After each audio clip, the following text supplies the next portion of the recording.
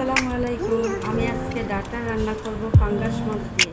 পাঙ্গাস মাছটা ভালো করে দিয়ে নিলাম, লবণ, হলুদের গুঁড়া, মরিচের গুঁড়া দিয়ে মাছটা মাখানো। কড়াইটা গরম হওয়ার পরে তেল দিয়ে দিলাম। এখন আমি মাছটা ভেজে নিলাম। পেঁয়াজ, কাঁচামরিচ, রসুন বাছতেছি। ডাটাটা কষানোর জন্য লবণ,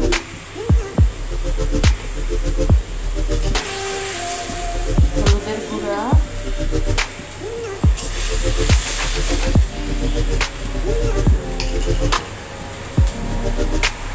মরিচের গুঁড়া,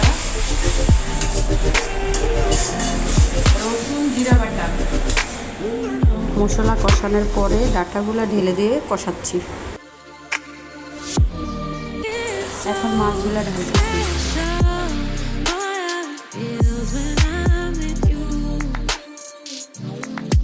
মাছ কষানো শেষ, এখন গরম পানি ঢেলে দিচ্ছি।